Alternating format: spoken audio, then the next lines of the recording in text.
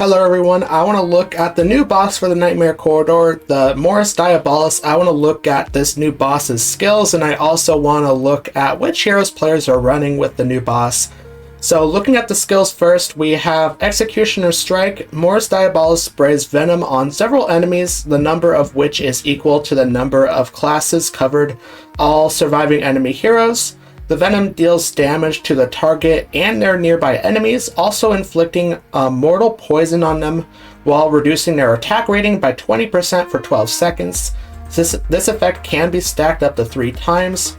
So I'm thinking you're definitely going to want a buffer to help with this reduction in their attack rating. Definitely want a buffer to help boost their attack rating, just so you can counteract this attack rating debuff. And looking at the second skill, we have Abyssal Radiance. Morass Diabolus is surrounded by Marshy Scourge.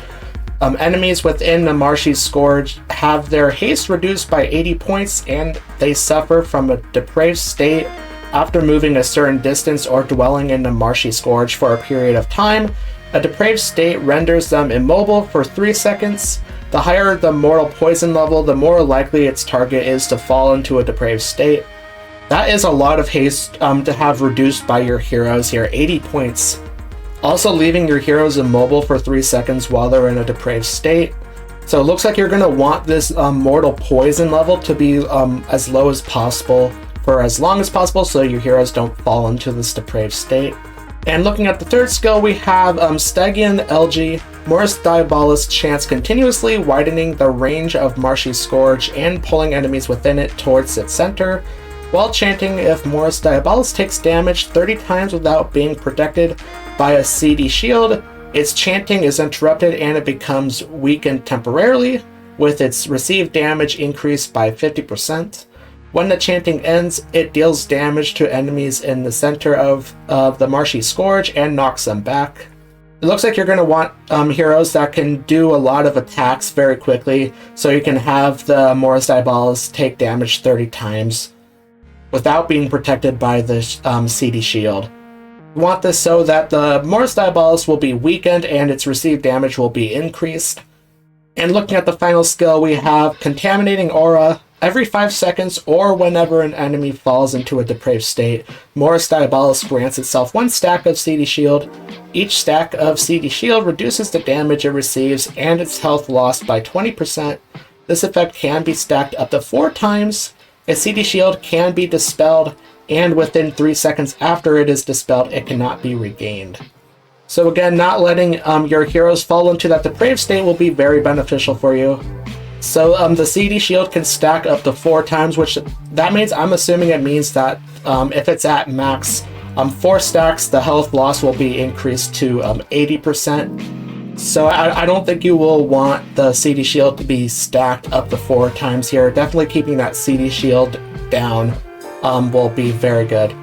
So yeah, so far I'm thinking you'll need some buffers on your team. Also need some heroes that can do a lot of attacks very fast.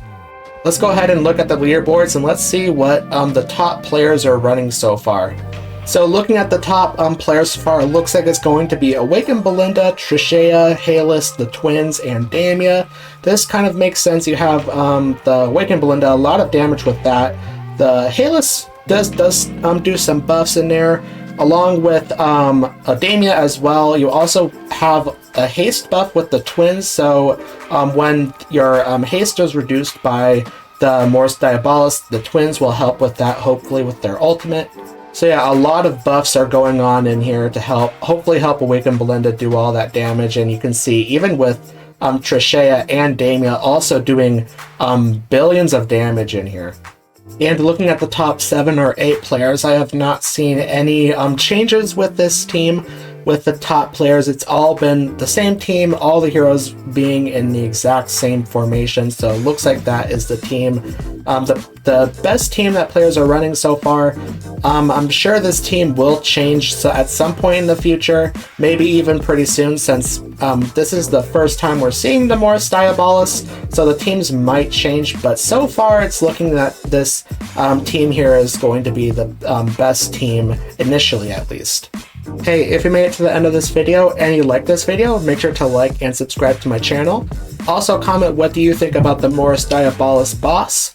and there will be a video on screen that YouTube thinks he would like to watch next, so go ahead and click on that video right now, and thanks for watching.